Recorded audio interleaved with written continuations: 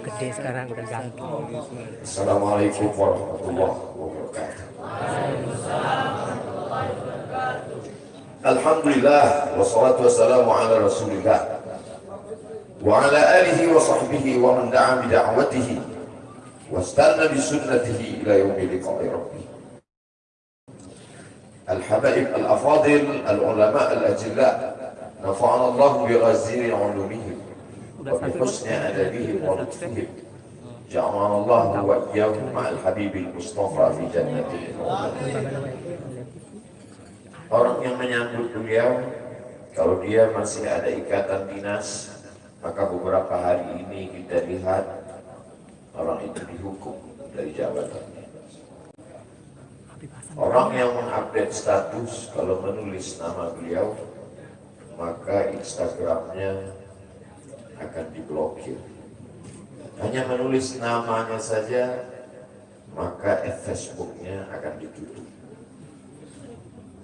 Orang menjadi takut untuk menjenguk beliau, kecuali orang-orang yang takutnya sudah dihabiskan hanya untuk Allah. Apa dosanya? Apa salahnya? Berapa triliun negeri ini pernah dirugikannya? Nikel, uranium yang pernah dijualnya ke luar negeri. Berapa BUMN perusahaan yang pernah dijualnya aset-aset negara? Ada yang pernah dia jual? Dia hanya mengajak anak muda yang selama ini pecandu narkoba menjadi bertaubat kepada Allah. Dia hanya membangkitkan semangat anak muda yang selama ini berzina menjadi orang-orang yang takut kepada Allah. Dia hanya mengajak mereka yang memakai baju hitam, pakaian hitam, berubah menjadi pakaian putih. Mereka berusaha untuk memutihkan catatan amal baik mereka di hadapan Allah. Dia hanya menyadarkan umatnya supaya sadar bahwa politik itu penting. Angkatlah pemimpin yang adil dan amanah. Dia hanya sedang mengajak umatnya supaya jangan memilih pemimpin kafir. Salahkah perbuatannya? Tidak. Dia tinggal di negara demokrasi. Dalam dunia demokrasi, siapapun berhak untuk mengajak menyuarakan kebenaran. Dia tidak melawan sultan, dia tidak melawan ulil amri, dia tidak melawan siapapun. Dia hanya melawan ketidakadilan. Hari ini saya berangkat setelah sholat subuh menuju airport, naik pesawat. Setelah naik pesawat, naik mobil. Setelah naik mobil, jalan macet, saya mesti turun naik sepeda motor. Setelah naik sepeda motor pun juga tidak bergerak, jalan kaki. Akhirnya sampai kemana? Dalam hati saya berkata, celaka betul orang yang mengatakan kemarin katanya tidak ada yang menyambutnya. Sudah 3 hari, saya pikir 3 hari tidak ada orang lagi, saya akan datang bisa duduk berdua dengan beliau. Saya tidak datang mau ceramah, saya tidak datang mau tausiah, saya tidak datang mau tabligh akbar. Ternyata yang menyambutnya seramai ini, sebanyak ini, orang berjalan kaki, anak-anak muda berjalan kaki, orang tua, ibu-ibu duduk di pinggir jalan. Apa yang membuat mereka datang kemari? Satu, cinta. Lalu baru ni'aliha ahabu ilayya wa asfali balwaha, kata Qais. Debu yang menempel di sandal Laila lebih dapat menghilangkan rasa sakit dan duka. Hanya cinta kepada Laila, apalagi cinta kepada zuriat Nabi Muhammad SAW. Andai engkau orang alim, andai engkau hafal kitab, andai engkau mengerti kitab kuning, banyak ilmu, tapi ada kebencianmu kepada ahli bait Rasulullah SAW, hilang keberkahan hidupmu. Andai engkau punya derajat seperti seorang wali, andai engkau diangkat Allah sebagai wali, maka jatuh derajat kewalianmu hanya karena kebencianmu kepada ahli bait. Apa kata Kiai Haji Maimun Zubair? Ahli bait itu seperti Quran yang lapuk. Andai ada ahli bait itu yang nakal, yang jahat sekalipun, dia tetaplah seperti Quran yang lapuk. Quran yang buruk, andai titiknya sudah tidak ada lagi, tak akan mungkin kau akan buang. Kau tetap juga akan jaga dia, kau akan cium dia. Kenapa? La yamassuhu illal mutahharun. Allah yang mensucikan. Seorang sahabat Nabi disuruh membuang air bekas daripada bekam Rasulullah SAW. Buanglah ini, kata Rasulullah. Lalu kemudian beliau pergi ke belakang. Setelah itu dia datang lagi menghadap Rasulullah SAW. Rasul tahu apa yang dia lakukan karena Nabi dapat wahyu, Nabi terbuka hijab, tapi Nabi ingin bertanya kepada dia. Bukan Nabi tidak tahu, Nabi tahu, diberikan Allah pemberitahuan. Nabi ingin memberitahu siapa yang tidak tahu. Kemana darah bekal tadi kau buat? Kata Nabi, ku minum ya Rasulullah. Mengapa engkau minum? Karena aku tahu bahwa darah yang mengalir dalam diriku membuat aku haram tersentuh api neraka. Mengalir darah itu dari dia kepada Sayyidatuna Fatimah, dari Fatimah kepada Sayyidina Al-Hasan, dari Sayyidina Al-Hasan ada juga kepada Sayyidina Al-Husain, dari Sayyidina Al-Husain kepada Sayyidina Ali Zainal Abidin, dari Zainal Abidin kepada Sayyidina Muhammad Al-Baqir, dari Sayyidina Muhammad Al-Baqir mengalir darah itu kepada Sayyidina Ja'far Sadiq, dari Ja'far Sadiq mengalir kepada Sayyidina Ali Al-Uraidi, dari Ali Al-Uraidi mengalir darah itu kepada Sayyidina Muhammad An-Naqib, dari Muhammad An-Naqib mengalir darah itu kepada Sayyidina Isa sampai kepada Sayyidina Ahmad bin Isa Al-Muhajir, lalu kemudian darah itu mengalir kepada Imam As-Sakaf, Al-Idrus, Al-Haddad, Al-Attas, dan salah satunya adalah bin Syihab, dan salah satu dari zuriat bin Syihab itu adalah Sayyidi Al-Imam Al-Akbar Al-Habib Muhammad Rizik. Kalau mau hidup tenang, dia sudah tenang dengan anak menantunya, dengan cucunya, dengan ilmunya. Beliau meraih gelar LC dari Universitas Imam Muhammad Ibn Saud. Dia cukup dengan majlis-majlis maulidnya, cukup. Mengapa dia bersusah payah? Mengapa dia mesti kena fitnah? Dia hanya mengikut darah Sayyidina Al-Husain. Kalau mengikut Sayyidina Al-Hasan lembut, mengikut Sayyidina Al-Hasan lembut sentuhannya. Maka para ahli bait ini mengikut dua aliran, Sayyidina Al-Hasan dan Sayyidina Al-Husain. Kedua-duanya saya cintai. Habaib yang mengikut Sayyidina Al-Hasan, saya datang, saya cium tangan mereka, saya bersilaturahim, lembut gaya mereka. Tapi mereka semua mengajak untuk mencintai Sayyidina wa Maulana Muhammad sallallahu alaihi wasallam. Tapi ada yang seperti Sayyidina Al-Husain menggelegar suaranya, dia huluskan pedangnya untuk musuh-musuh Allah. Keduanya adalah sama-sama diridhai Allah. Innal Hasan wal Husain sayyida syababi ahli jannah. Yang mencintai Sayyidina Al-Hasan, mencintai Sayyidina Al-Husain, yang mencintai zuriat mereka, keturunan mereka, maka dengan cinta itu bekal kita menghadap Rasulullah SAW. Andai aku dihadapkan nanti menghadap Allah, tahajud tak sebanyak Imam Ahmad bin Hanbal, 300 raka'ah fil yawmi wal layla, 300 rakaat sehari semalam. Andai aku dihadapkan kepada Rasulullah SAW, maka jihadku tidak sebanyak Sayyidina Khalid bin Walid. Setiap jengkal kulitnya, setiap tetes darahnya tak lepas daripada tebasan tombak, anak panah dan pedang. Andai aku dihadapkan kepada Sayyidina Maulana Muhammad SAW, amalku tak sebanyak Abdurrahman ibn Auf. Lalu apa bekalmu, wahai Abdul Somad? Adakah ceramah-ceramahmu itu bisa kau jadikan bekal menghadap Allah? Tidak. Sebagiannya sudah diambil oleh tatapan mataku melihat berapa subscriber, follower, dan viewer. Abdul Somad mungkin habis amalnya sudah ria. Satu-satunya yang akan dijadikan bekal menghadap Rasulullah hanyalah aku pernah mencintai keturunan Rasulullah. Aku pernah mencintai buzurnya. Sallu ala Nabi.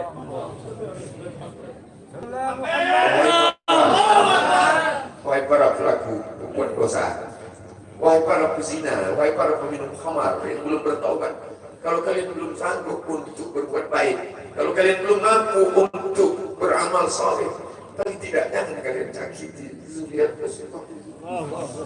Jangan kalian keluarkan kata-kata, jangan keluarkan kata-kata fitnah. Bagaimana kalian akan menghadap Rasulullah? Bagaimana kalian akan menghadap Rasulullah? Pada saat itu seluruh umat berkumpul menghadap Nabi Adam alaihissalam. Kami tidak sanggup berdiri di padang mahsyar ini, wahai Adam. Menghadaplah kepada Allah. Kata Adam, aku tidak sanggup menghadap Allah. Karena dulu Allah berkata, la taqraba hadhihi syajarah. Jangan kau dekati pohon kulbi ini, tapi aku malah memakannya, ya Allah. Mereka datang menghadap Nabi Nuh alaihissalam. Kata Nabi Nuh, aku tak sanggup menghadap Allah karena anakku durhaka. Sa'awi ila jabalin ya'simuni minal ma'.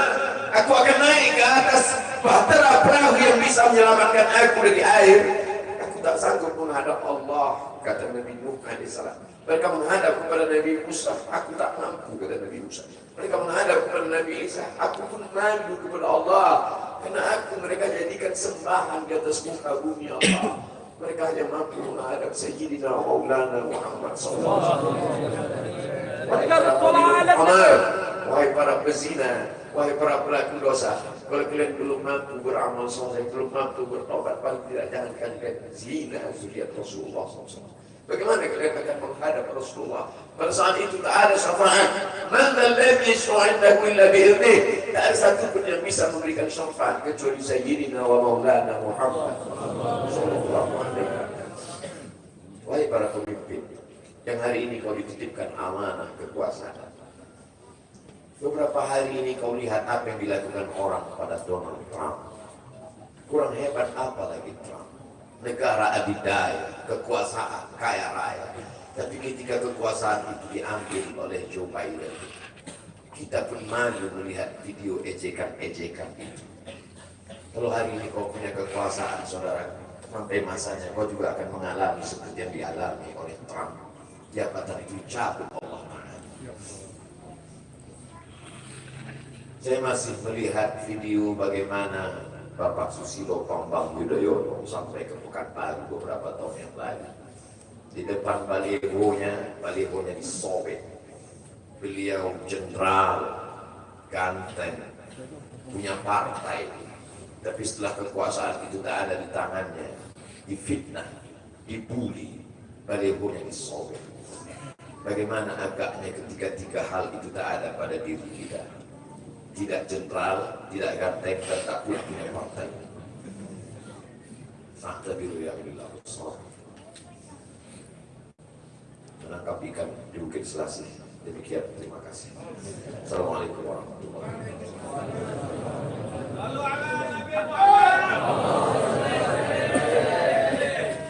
Takbir! Takbir! Mudah-mudahan hari ini menjadi saksi bahwa kita mencintai zuriyahnya Rasulullah dan menjadi saksi pembela di hadapan Allah dan Rasulnya. Maka kita langsung mendengar amanah dari Imam besar kita kepada beliau. Sallu ala Nabi. Bismillah, walhamdulillah, wassalatu wassalamu ala Rasulillah wa ala alihi wa sahbihi wa mawalah. Ucapan terima kasih dan penghargaan yang ingin saya sampaikan secara khusus kepada segenap pengurus Dewan Pimpinan Pusat Front Pembela Islam yang alhamdulillah pada kesempatan ini Ketua Majelis Syuro DPP FPI hadir bersama kita, Mukhtar wal Mukarram Kiai Haji Maulana Kamal Yusuf, orang tua kita semua. Begitu juga Ketua Umum Dewan Tanfidhi DPP FPI Al-Mukhtar wal Mukarram Kiai Haji Ahmad Sobri Lubis, dan seluruh jajaran pengurus DPP yang selama ini luar biasa. Selama keberadaan saya di kota suci Makkah, mereka terus berjuang, terus bekerja tanpa kenal lelah, dan semua urusan keorganisasian berjalan dengan sangat-sangat baik. Semoga Allah Subhanahu wa Ta'ala memberikan ganjaran yang berlipat ganda. Kemudian selanjutnya juga secara khusus dan istimewa, ucapan terima kasih, apresiasi yang tinggi saya ingin sampaikan kepada segenap keluarga besar Markas Syariat. Itu semua para pengurus Yayasan Pondok Pesantren Agrokultural Markas Syariat Mega Mendung Bogor ini, baik dewan gurunya maupun para pegawai yang lainnya, begitu juga para santri dan para wali santrinya. Nah, walaupun saya tidak ada di tanah air, tapi semua kegiatan belajar mengajar yang ada di pondok pesantren ini berjalan sangat bagus, sangat baik, bahkan lebih baik pada saat saya berada di sini. Jadi artinya terus setiap bulan ada kemajuan, ada peningkatan dari semua sisi. Baik itu dari segi kurikulumnya, kemudian dari segi kegiatannya, dari segi kedisiplinan, ketertibannya. Jazakumullahu khairal jazaa. Mudah-mudahan Allah memberikan balasan yang berlipat ganda. Dan segala istimewa penghargaan ini saya sampaikan kepada putri-putri dan putra-putra saya tercinta. Putri-putri saya yang terus bekerja keras bersama suami-suami mereka untuk menjaga pondok pesantren ini, mengelola pondok pesantren ini. Baik putri saya yang pertama, Syarifah Rufaidah bin Syihab, saudara bersama suaminya Habib Alwi bin Smith. Begitu juga Syarifah Humairah Syihab bersama suaminya Al-Habib Muhammad bin Hussein Al-Attas, dan juga Syarifah Zulfa Syihab bersama suaminya yaitu Al-Habib Muhammad Hanif bin Abdurrahman Al-Attas. Dan insya Allah satu lagi putri saya baru pulang dari Jamiatul Ahqaf, baru lulus, dan insya Allah besok akan kami nikahkan, itu dengan Sayyid Irfan Idrus. Dan mudah-mudahan juga ke depan punya putri ini dengan calon suaminya nanti juga bisa berkhidmah di markas syariat, bagaimana terus meningkatkan mutu kualitas daripada pondok pesantren ini, insya Allah. Itu doakan agar anak-anak saya, putri-putri saya maupun para menantu dan semua cucu yang ada, semoga senantiasa dalam penjagaan dan perlindungan Allah Subhanahu wa Ta'ala. Selanjutnya, ini yang paling istimewa untuk saya sampaikan. Saya ingin menyampaikan terima kasih, apresiasi yang tinggi kepada para habaib, para ulama, para kiai yang saya tahu betul, walaupun saya ada di kota suci Makkah, tapi mereka tidak pernah putus terus mendoakan saya di masjid-masjid, di majelis-majelis taklim, di pondok-pondok pesantren. Saking banyaknya tidak mungkin saya sebutkan satu per satu. Jadi luar biasa. Bahkan saudara, kalau tanpa doa-doa tersebut mungkin saya sudah tumbang dalam perjuangan. Kalau tanpa doa-doa tersebut mungkin saya sudah sampai titik jenuh atau mungkin putus asa dalam perjuangan saudara, karena begitu dahsyat dan hebatnya segala tantangan yang kita hadapi.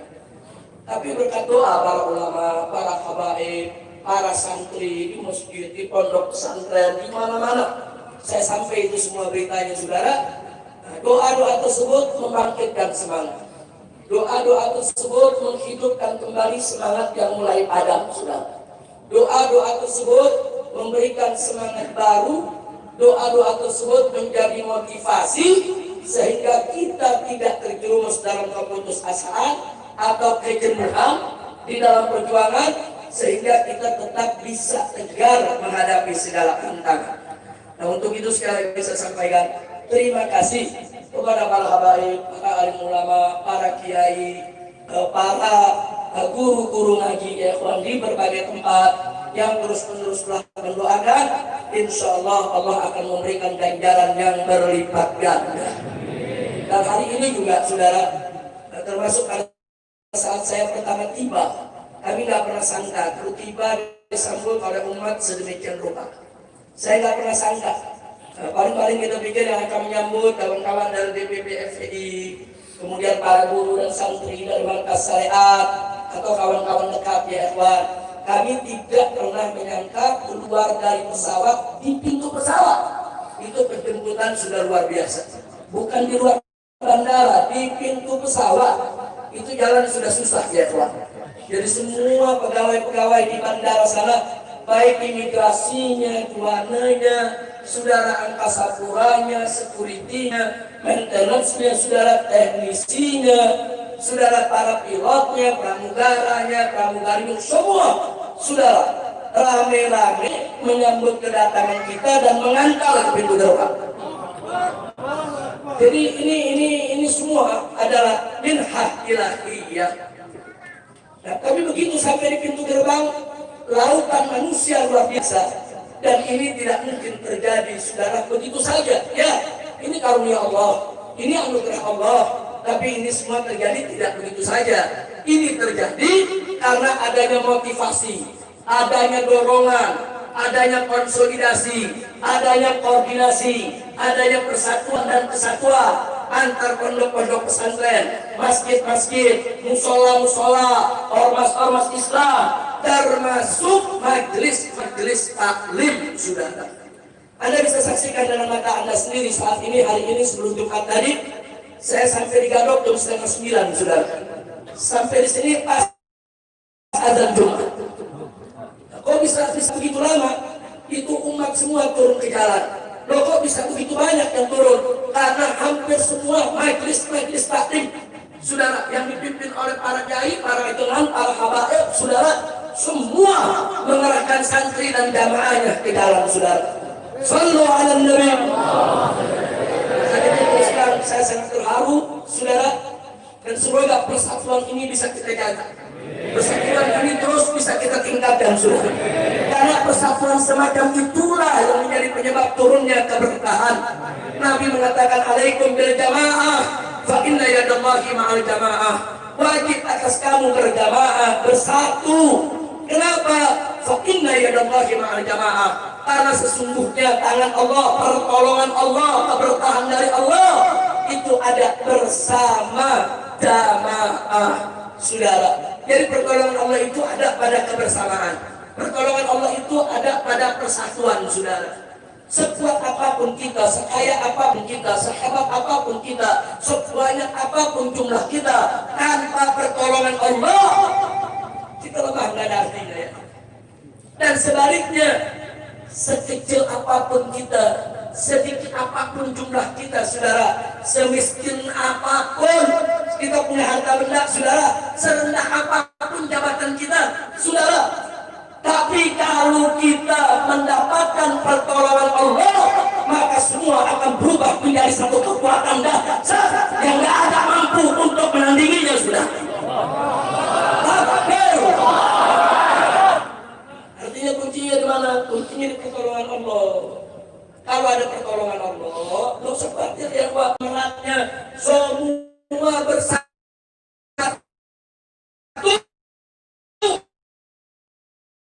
untuk memenangkan partai. Nggak punya jabatan, nggak punya partai yang kuat, saudara, nggak punya banyak kursi di DPR, saudara, kita nggak punya konglomerat yang memodali perjuangan kita. Enggak ada. Yang kita punya apa, saudara? Yang kita punya anugerah Allah. Dan kita mulai luntur, saudara. Maka itu, kepulangan saya ini, saudara, saya ingin mengajak kembali para habaib, para ulama, para kiai, semua, yuk kita rajut kembali ukhuwah kita, persatuan kita.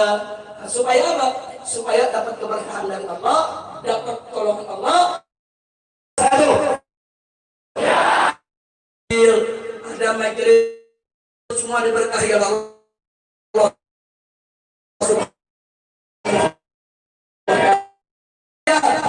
Amin ya rabbal alamin. Dan kita mohon juga kepada Allah supaya datangnya bulan Maulid ini, saudara, di mana-mana mulai digelar Maulid yang luar biasa, banyak membaca sholawat, insya Allah wabah corona akan segera hilang, saudara. Ya Rabbana bihaqqi nabiyina irfa wadfa corona. Ya Rabbana bihaqqi nabiyina irfa warfa wadfa corona. Ya Rabbana bihaqqi nabiyina irfa wadfa wadfa corona. Allahumma farja ila farjuk wala lutfa ila lutfu fafarrih anna kulla hamdin wa ghammin wa karbin warfa anna hadhihi al-mihnata wal baliyah fatahha bi yadika al-qawiyah innaka ala kulli syai'in qadir. Amin ya rabbal alamin. Selanjutnya, saudara, tidak ketinggalan saya sampaikan terima kasih kepada seluruh pengurus FPI di berbagai daerah. Yang alhamdulillah walaupun saya tidak ada di tanah air, tapi mereka semua punya totalitas kepatuhan berorganisasi yang luar biasa kepada Dewan Pimpinan Pusat. Mereka bahu-membahu bekerja sama, saudara. Nah, di sini hadir bersama kita, saudara, ada Imam FPI DKI Jakarta Habib Hussein bin Said Al-Aktras, kemudian ada Imam FPI Provinsi Banten yaitu Kiai Haji Buya Qurtubi Jailani, kemudian di sini ada juga Ketua Tanfidhi Habib Zaki Ali Idrus, dan doakan agar Kiai Haji Masum Hasan Allah berikan kesehatan, Allah berikan kekuatan, ya, karena beliau selama menjadi imam FPI Jawa Barat juga luar biasa perjuangannya, saudara. Dan satu lagi doakan juga untuk orang tua kami yang selama 3,5 tahun saya ada di Mekah, saudara, banyak sekali membantu perjuangan, yaitu Kiai Haji Muhammad Husni Tamrin, pimpinan Pondok Pesantren Al-Ihya atau SD Insan Kamil yang ada di Bogor ini, saudara. Saat ini beliau sedang kurang sehat, saudara, tapi perhatiannya untuk kertas syariat, perhatiannya untuk santri di pesantren ini, bahkan perhatiannya untuk pendidikan anak-anak saya, perhatiannya, saudara, untuk bagaimana perjuangan saya di kota Mekah tidak pernah terputus. Doakan agar beliau diberikan oleh Allah sehat walafiat. Amin ya rabbal alamin. Sekarang yang terakhir, saudara, karena setelah ini kita masih ada acara peletakan batu pertama, juga peresmian studio MS Markas Syariat TV, saudara. Kita akan meresmikan Markas Syariat TV, kemudian juga akan meletakkan batu pertama, insya Allah. Nah, sebelum itu kita laksanakan, kalau nggak salah masih ada palang pintu, ya, masih ada di sini ada Ustadz Abu Faris dan kawan-kawan bersama Ustadz Zulkifli. Zulkifli ini yang dikenal Ustadz hari kiamat, akhir zaman. Nah, beliau dari tadi sudah ada di sini. Jadi perlu Anda tahu, Ustadz Zulkifli ini itu miara kuda di Mekah. Beli kuda, bayar orang untuk miara. Yang pakai tiap minggu saya. Nah, karena beliau nggak ke Mekah, saya yang pakai. Saya, putri saya latihan kuda, belajar kuda, dan kebetulan guru kita dari Riau hadir juga pada saat itu, yaitu Ustadz Abu Faris. Nah, beliau membawa kawan-kawannya, nanti akan atraksi di depan kita, saudara, bagaimana cara menunggang kuda, lepas tangan, dan sambil memanah di atas kuda, saudara. Karena memang yang namanya berkuda, memanah, itu merupakan keterampilan yang dianjurkan oleh Nabi Muhammad SAW untuk kita mempelajarinya. Ke depan, kita berharap nanti di Pondok Pesantren MS ini, saudara, akan ada pelajaran tentang berkuda, memanah, dan memanah di atas kuda. Sallu ala Nabi. Nah, itu yang baik. Apa yang saya sampaikan tadi, yang terakhir ingin saya sampaikan, ini penting sekali. Pesantren ini beberapa tahun terakhir mau diganggu. Mau diganggu, saudara. Jadi ada yang mengganggu, mau usir di pesantren, mau usir di pesantren, mau tutup di pesantren, dan menyebar fitnah. Katanya pesantren ini nyerobot tanah negara. Nah, ini perlu saya luruskan. Jadi supaya semua mumpung lagi kumpul ini semuanya, supaya tahu, saudara. Tanah ini, saudara, sertifikat HGU-nya ya atas nama PTPN, salah satu BUMN. Betul, itu tidak boleh kita pungkiri, saudara.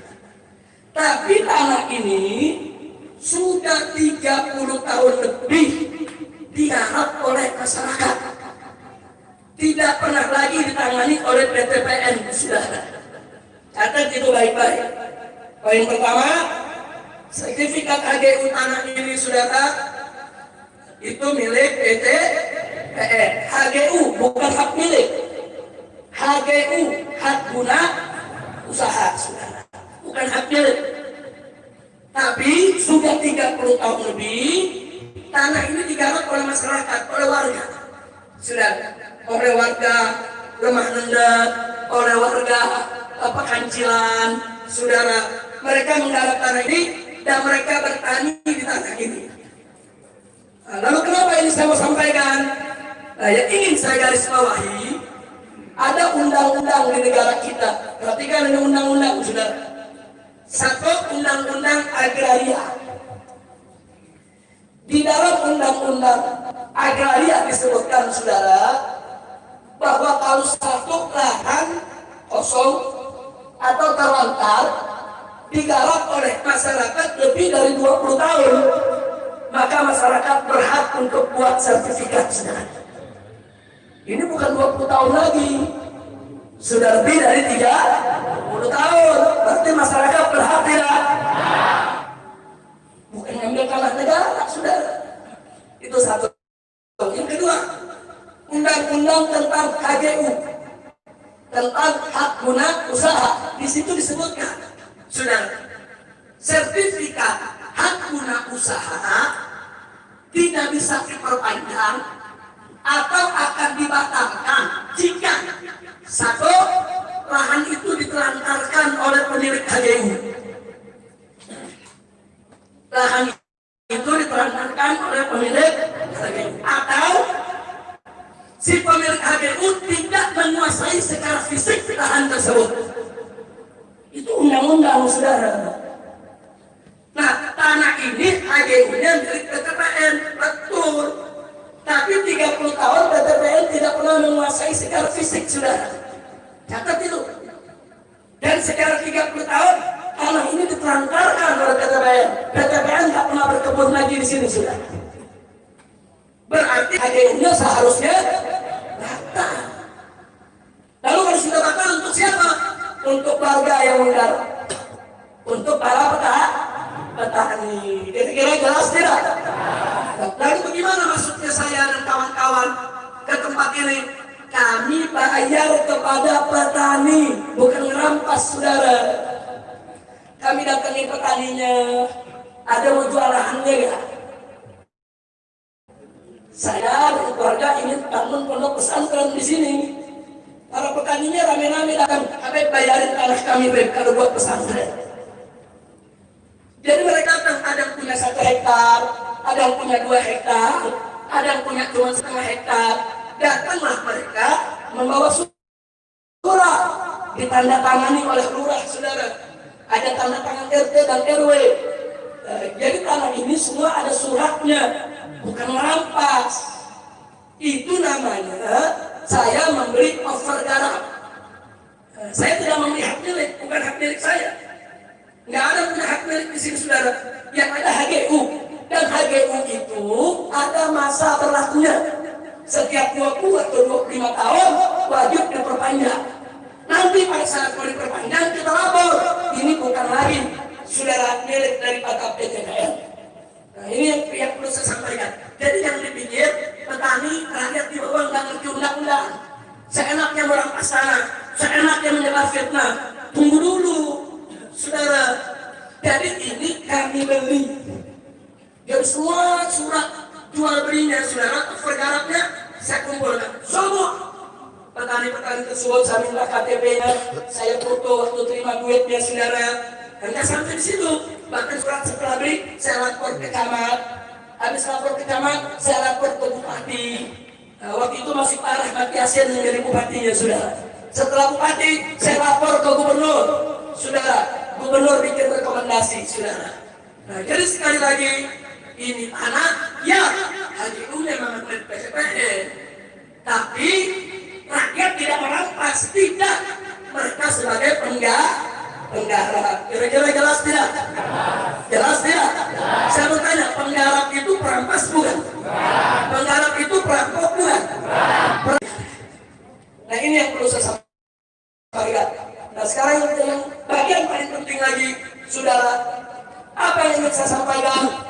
Ini saya beli, saudara, dengan uang saya, uang keluarga saya, uang kawan-kawan saya, uang kerabat saya, uang sahabat-sahabat saya, bahkan ada uang titipan umat, dan semua, mau yang dari saya ke, mau yang dari umat ke, semua ini wakaf untuk umat, saudara. Jadi ini ada tanah pribadi di sini, saudara. Kami saat ini mentarget ada 100 hektar tanah. Di sini insya Allah akan menjadi markas syariat. 80 hektar saudara, itu sudah dikuasai oleh markas syariat. Nah, saya katakan sekali lagi, tidak sejengkal tanah pun untuk saya atau putri saya atau cucu saya atau menantu saya, saudara, atau keluarga saya. Enggak, ini untuk umat. Jadi kalaupun di sini ada rumah yang saya tempati, saudara, kalau saya sudah tidak mengajar di sini, kalau saya nggak mau lagi urus MKes, ya saya mesti keluar. Nggak boleh saya tinggal di sini, saudara. Karena ini wakaf untuk umat. Bukan itu saja. Ini kitab-kitab saya beli. Ini ada puluhan ribu judul, saudara. Ini saya kumpulkan dari semenjak saya sekolah. Dulu saya sekolah dapat beasiswa setiap bulan. Saya pakai separuh buat keluarga, separuh lagi buat beli kitab, saudara. Nah, sampai terkumpul sekarang ini puluhan ribu judul. Dan saat ini di Mekah masih ada 207 karton belum ke bawah, saudara. Untuk apa? Kitab-kitab ini juga bukan untuk saya pribadi, bukan untuk anak saya, bukan untuk cucu saya, bukan untuk menantu saya, tidak. Tapi untuk umat di pondok pesantren markas syariat, sehingga siapapun boleh untuk baca dan istifadah, saudara. Kira-kira jelas tidak? Jadi kalau saya sudah sampaikan begini, ini MS nggak boleh lagi saya jual. Ini kitab-kitab saya nggak boleh ada lagi yang dijual, saudara. Saya pribadi nggak boleh jual, istri saya nggak boleh jual, anak saya nggak boleh jual, karena semua ini wakaf untuk umat. Kira-kira jelas tidak? Jelas tidak? Nah, maka itu kalau ada pihak-pihak yang ingin coba mengusir kami dari tempat ini, kami akan pertahankan ini, karena ini milik umat Islam, bukan milik pribadi. Betul? Siap jaga NS? Siap jaga NS? Takbir! Sallu ala Nabi. Akhirnya sebagai penutup saya menyampaikan kepada pemerintah khususnya, kalau memang pemerintah melihat lahan ini perlu diambil oleh negara, enggak normal. Mau diambil, silakan. Silakan, kapan saja pemerintah mengambil ini tanah, kalau merasa ini memang tanah negara, dibutuhkan oleh negara, silakan ambil. Tapi tolong kembalikan semua uang yang sudah dikeluarkan oleh umat untuk membeli dan membangun tempat ini, saudara. Supaya uang tersebut bisa kita beri lahan di tempat lain untuk membangun yang sama. Jadi bukan saya anaknya merampas-rampas saja, betul?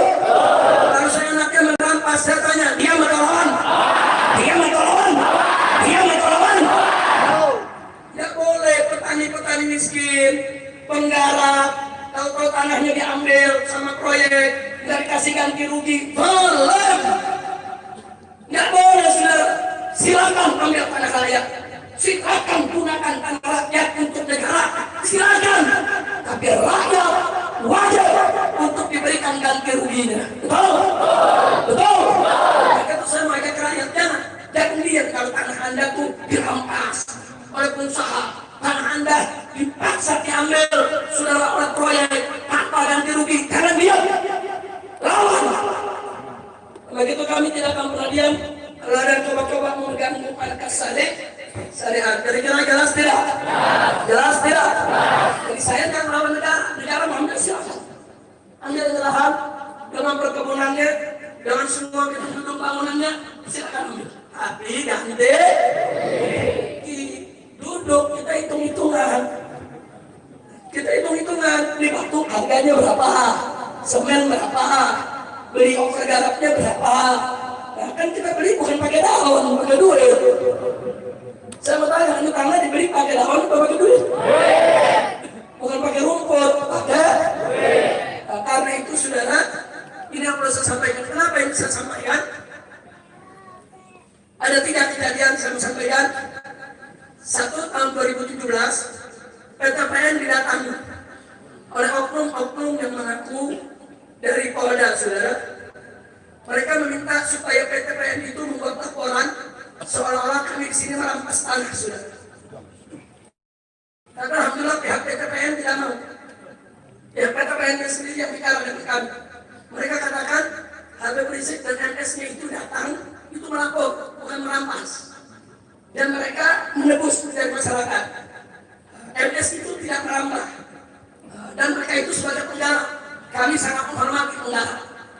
Gagal. Pada cara kedua, beberapa warga di Pekancilan menjadi saksi seolah-olah saya ini merampas tanah mereka. Saya dapat laporan ini langsung kok dari lurahnya saat itu, saudara. Begitu juga dari warganya. Tapi ada menarik, begitu warga dikumpulkan dibawa ke polisi, saudara, yang melapor, polisi gunakan salah satu biang tanah, mafia tanah, digunakan oleh polisi untuk membuat laporan. Lalu apa yang terjadi? Masyarakat begitu diperiksa polisi, apa masyarakat bilang? Bapak polisi salah, bukan Habib Rizik yang menipu kami, itu biang tanah yang menipu kami. Yang melapor itu yang merampas tanah kami, bukan Habib Rizik. Jujur masyarakat Pekankiran, saudara. Ini warga di sini, Masya Allah, saudara. Jujur mereka sampaikan Habib Rizik yang merampas tanah kami, beli overgarapnya. Bahkan kami diizinkan oleh Habib Rizik, kalau mau menggarap mau tanam bertani, silakan. Yang penting bikin perjanjian dengan NS. Gagal lagi, saudara. Jadi mereka melaporkan saya, kayak sekarang yang ketiga, mencem lagi sebelum saya pulang. Pokoknya begitu Habib Rizik pulang, ini soal NS nih mau dilaporin lagi. Pokoknya ini dianggap merampas tanah negara. Saya katakan di sini, negara, saudara, siapapun oknumnya, tidak usah bikin masalah, tidak usah bikin kegaduhan. Saya pulang bukan untuk bikin gaduh. Saya pulang, saudara, bukan untuk bikin gaduh. Pesantren ini dibangun bukan untuk bikin gaduh. Pesantren ini untuk mendidik umat. Jadi kalau memang negara membutuhkan tanah ini, sekali lagi saya ulangi, silakan ambil kapan saja. 24 jam. Saya serahkan ini lahan kepada negara. Saya serahkan semua bangunan yang ada di negara. Tapi kita berhitung dulu itu. Harus ada ganti rugi, saudara. Karena ganti rugi tersebut akan kita bangun pesantren di tempat lain. Betul? Betul. Tapi kalau mengusir, saya tanya, dia matolawan? Dia matolawan? Siap jaga marga syariat? Siap bela marga syariat? Takbir! Sallu ala Nabi. Terus saya bertanya masyarakat sini, mau saya pindah dari sini apa enggak? Pindah jangan. Yang benar. Setuju pesantren di sini? Betul? Takbir! Jadi pada tahun 2017, warga Malendet sama warga Pekancilan ini tetangga pesantren, datang intelijen masuk. Warga disuruh tanda tangan. Kami menolak keberadaan markas syariat di kampung kami. Luar biasa. Saya telepon lurah, Habib gawat ini, Bek. Harus lebaran, warga harus suruh tanda tangan semua. Sekalian baru coba kirim suratnya model bagaimana? Judulnya menolak keberadaan NS. Warga menolak keberadaan NS. Begitu diputar di keliling warga, nggak ada yang mau tanda tangan, sudah. Alhamdulillah. Nggak ada yang mau tanda tangan. Saya ambil suratnya. Saya ubah judulnya. Tadi kan judulnya menolak, saya ganti mendukung. Warga mendukung pondok pesantren. Kita sebar di warga, semua tanda tangan, sudah. Alhamdulillah. Berarti warga mereka mendukung cinta pesan, cinta haba, cinta ulama. Takbir. Bagus tidak? Jadi nggak usah khawatir. Pokoknya kalau ada kedoliman kita lawan bersama. Siap? Takbir. Itu saja bisa saya sampaikan. Saya akan serahkan kembali karena mukanya kelihatannya udah pada biru, belum makan.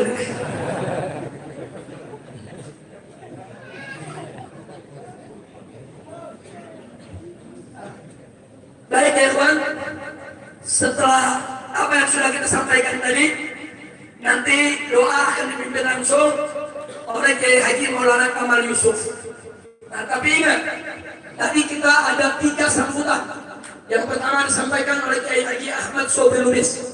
Nah, beliau telah dengan tulus tadi menyampaikan ucapan terima kasihnya kepada semua pihak atas nama DPP FPI, yaitu atas kerjasamanya selama ini. Alhamdulillah. Kita doakan agar Kiai Haji Ahmad Sobri Lubis panjang umur dan taat dan ibadah, sehat walafiat.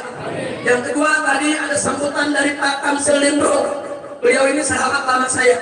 Sudah, beliau juga pejuang dan saat ini menjadi anggota DPD RI atau disebut senator. Nah, semoga insya Allah beliau tetap bersama kita. Amin. Ya Rabbal. Dan paling tidak, Pak Senator barusan udah dengar soal tanah ini. Paling tidak nanti bisa ikut menyuarakan. Jangan sampai ada pihak-pihak yang ingin coba-coba berbuat sering kepada pesantren. Betul? Takbir. Itulah sebabnya begitu saya dengar ada mengganggu pesantren, saya langsung kasih tahu pengurus. Yaudah, kalau begitu nggak usah ditunda, kita bangun lagi sekalian masjid raya aja. Sekalian aja kita bangun masjid raya aja. Betul? Betul? Kita mau lihat yang berani rubuhin masjid raya, saudara. Setuju tidak? Setuju tidak? Karena itu terima kasih kepada Pak Tamsin Rum, kita doakan agar beliau panjang umur dalam sehat walafiat dan taat dan ibadah. Dan yang paling istimewa tadi, sambutan dari dai kita, dari guru kita semua, yaitu Dr. Kiai Haji Abdus Somad MALC Hafizahullah Ta'ala Barakah. Saudara, beliau tadi dengan telah sangat gamblang, kita semua terharu, saudara. Beliau kemukakan kepada kita bagaimana cintanya kepada Rasulullah, bagaimana cintanya kepada Ahlul Bait, bagaimana cintanya kepada para habaib. Dan semoga saudara cinta beliau kepada Ahlul Bait Nabi menjadi penyebab beliau akan mendapat syafaat uzma dari Nabi, surga bersama Nabi. Amin ya Rabbal alamin. Nah, kemudian pada tamu lain, saya minta maaf kalau ada yang belum sempat disebut namanya. Di sini masih banyak tamu-tamu. Ada Kiai Oyo dari Kuningan, ada Kiai Abah Rodol Bahar, saudara. Ada Kiai Haji Khattab. Dan di sini ada Gus Aam. Gus Aam ini, saudara, sekjen kalau tidak salah. Sekjen daripada Hitoh NU 1926 yang akan berjuang untuk bagaimana menyelamatkan Nahdlatul Ulama dan membersihkan Nahdlatul Ulama dari pengaruh-pengaruh pemikiran-pemikiran liberal dan pemikiran sesat lainnya. Setuju tidak? Dukung tidak? Silakan berdiri Pak Kiai biar semua kenal. Bos Alam, beliau ini saudara cucu apa anak? Cucu dari Kiai Wahab Asbullah, pendiri NU, pendiri Nahdlatul Ulama. Sallallahu alaihi Nabi. Jadi teruskan perjuangannya Pak Kiai, kita semua mendukung karena NU milik kita semua. NU adalah benteng daripada Ahlus Sunnah wal Jamaah. Jadi nggak boleh kalau NU itu kita biarkan saja dirusak oleh orang-orang yang tidak bertanggung jawab. Kalau ada rumah besar, ada tikusnya, jangan rumah dibakar. Tikusnya kita usir, rumahnya kita bersihin. Betul? Betul? NU itu rumah besar aswaja, saudara. Sekarang ada tikus-tikus liberal. Ada tikus-tikus liberal. Saya mau tanya, kalau begitu NU-nya yang dibubarin atau tikusnya diusir? Siap, siap tikus? Siap, usir tikus? Kita serahkan tugas penting ini kepada Gus Aam dan keluarga. Insya tapi kita dukung, kita tidak akan tinggalkan antum, insya Allah. Nah, itu saja. Terima kasih kepada semua. Saya serahkan kembali kepada Habib Muhammad bin Hussein selaku panitia penyambutan kedatangan ini. Sallallahu alaihi Nabi.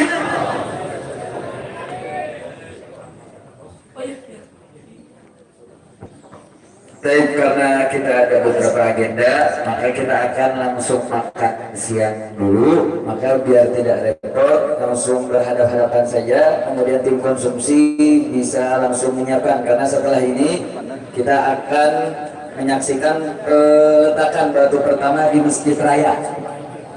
Nanti tim palang pintu untuk bersiap-siap menyambut, yaitu dalam peletakan batu. Setelah itu baru kita akan melihat aksi daripada pameran panah dan ditutup dengan peresmian MS TV. Insya Allah.